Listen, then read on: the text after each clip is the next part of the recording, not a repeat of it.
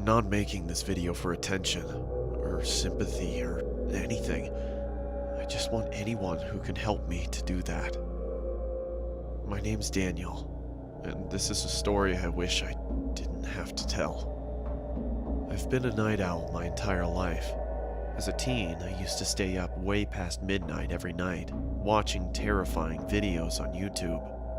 I know now they were nothing compared to the horrors of the real world. Nothing compared to the tragedy my family and I went through. The story I'm gonna tell to you now. My parents, being teachers, had always emphasized the importance of sleeping well to me, and would definitely disapprove of my late night routine. So I knew that if they'd caught me up at that time, I'd be in big trouble. At first, this wasn't a problem, but after I told them about a child predator in our neighborhood that I'd seen in one of my videos, they seemed to grow more and more paranoid, which was obviously understandable. Every night, I'd hear one of them wandering into my room, checking on me, and every night, I'd immediately turn off my light and pretend to be asleep. I never knew for sure if it was my mom or dad coming in, since obviously if I opened my eyes to see, they'd know I was awake. Mostly, I presumed it was my dad, from the heavy-sounding footsteps, but either way, I found it pretty hypocritical for them to preach to me about being up late when they were awake themselves. Sometimes I wondered if they knew I wasn't sleeping, because often it was only after what seemed like hours before they'd finally leave and go to check on Alfie. That's my little brother, and Lucy, my little sister. I'd have asked them about it, but I thought it would have confirmed any suspicions which they seemed to already have about my staying awake deep into the mornings of the next day. Like I said, I guess they were just paranoid about the child predator. It was stupid for me to presume any of these things, and I'll never forgive myself for it, but I did it all the same. Anyway, one day, Lucy's school, where my parents both work, announced a school trip. It meant they'd be gone at some point next month from Saturday morning to Sunday morning, and it meant that I'd finally get to watch the horror movie my friend had lent me, that my parents had refused to let me watch. There was one downside, though. I'd be left to look after Alfie. He, being only 6 years old, my mom was reluctant to leave him in my care alone, but my dad defended me, reminding her that Alfie had been up most of the night after a nightmare, so he'd probably sleep most of the day anyway. Besides, he reassured her, he's 17. He can be given a little responsibility. With a heavy heart, my mom agreed. I honestly wish she hadn't. Finally, the morning came for them to head off. It took longer than expected because my sister said some of her favorite toy dolls had been stolen, but eventually my mom persuaded her that they were probably just lost and told me to look for them whilst they were gone. I begrudgingly agreed, and soon they were ready to go. As they were leaving, my mom gave me a stern word, reminding me to lock the doors, not go to bed too late, and take good care of Alfie. She told me she'd be watching through the security cameras to make sure I was looking after him properly. I told her she really didn't have to worry. Then we said our goodbyes, and they were off. Alfie and I spent most of the day playing outside, but came in after the frisbee landed near a strange man who Alfie said had been in his nightmare. I told him that was ridiculous, because even if he somehow was in his dream, he wouldn't be able to remember. Anyway, I went by myself to get it, and I have to admit that the man was fairly creepy. He had a huge grin, and his eyes, staring right at me, seemed to be permanently forced further open than they were designed to go. His clothes all seemed to have been made from someone 50 years younger, as they struggled to cling to his fully grown body. It was cold, but he was wearing a sun hat, a tiny one for children, which barely fit on his head. I recognized it, but didn't know how at the time. If I'd learned anything from the videos I spent my nights watching, I'd have abandoned the frisbee and left, but clearly I didn't, because not wanting to feel like a baby, I approached him. As I got closer to the man, his smile disappeared, and he removed the hat and held it behind his back, I began to see his features in greater detail. He looked tired. He was pale and his eyes were bloodshot and had huge gaping bags under them. In the entire time it took me to get to him, the man didn't move an inch, other than the odd blink. Not even his eyes shifted. At this stage, I was getting uneasy. I just wanted to get it and leave.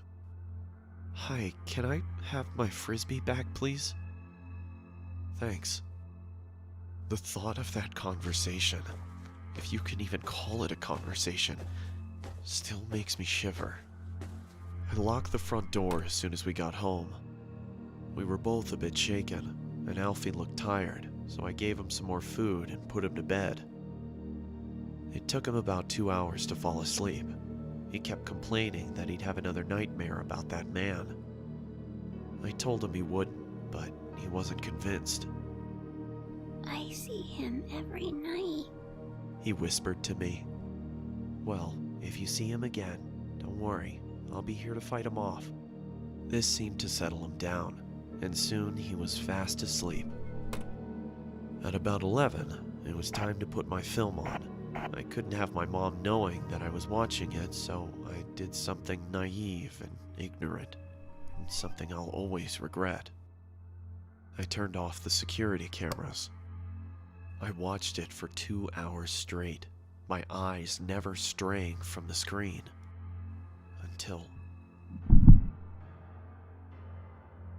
I replayed the last few seconds of the film. But the sound didn't happen again.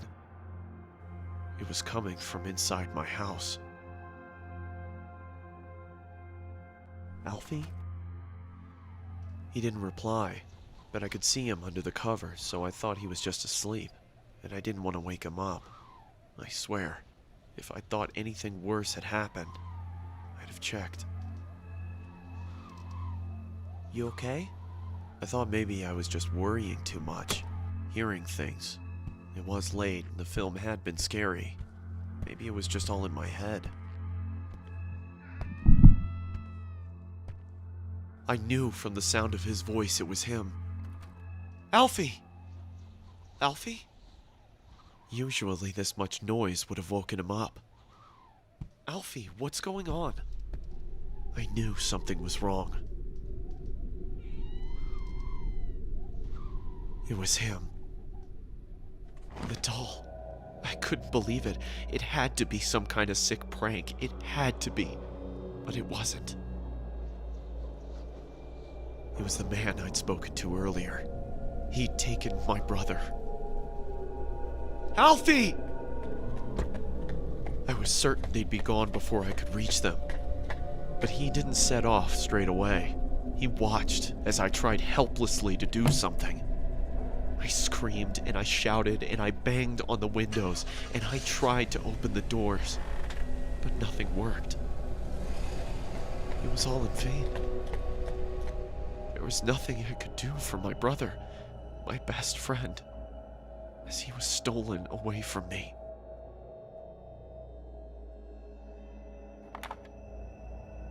It was too late for the police to do anything. It was too late for anybody to do anything. He was gone, and in time, I'd have to come to accept that.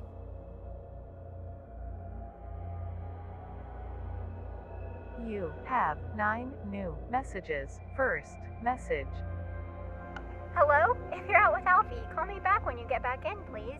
Love you guys. Bye. End of message. Second message. Daniel, we've been trying to get a hold of you for hours.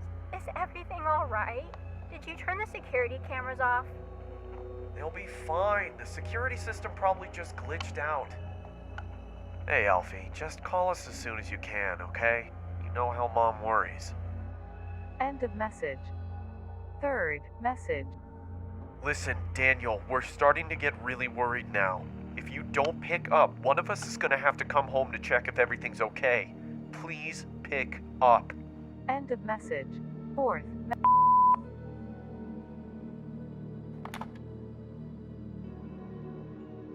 Daniel, are you okay? Daniel! What's happened? Please answer.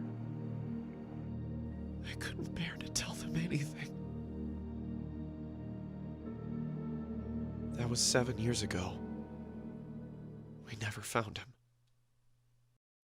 When I asked my parents if they'd seen anything at all of this man whilst they checked on us during the night, they only looked at me, concerned and confused. "What do you mean?" they asked. I could only stare at them in horror. "Every night, around 2, you'd come and check on Alfie, Lucy, and me to see if we were sleeping," Daniel? they told me.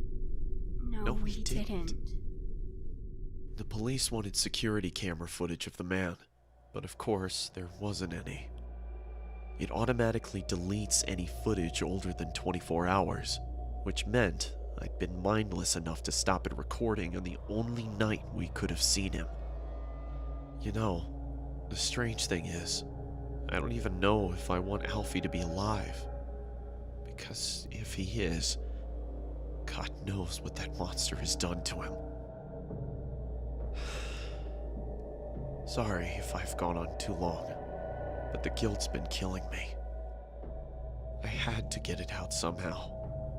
I only tell it as a story because, well, people like stories, and I want as many people to hear this as possible. Alfie, if somehow you're watching, I love you, and I'm so sorry. Please don't lose hope. And to the man who took you, it's not too late. If you have any heart at all, and even if you don't, please let my little brother come home. To everybody else, if someone comes into your bedroom at night, open your eyes. You never know who it might be. I still stay up late at night. But it's not because I don't want to sleep. It's because I can't. In case anyone sees Alfie, this is the last good photo we took of him. That's it. Stay safe. Thank you.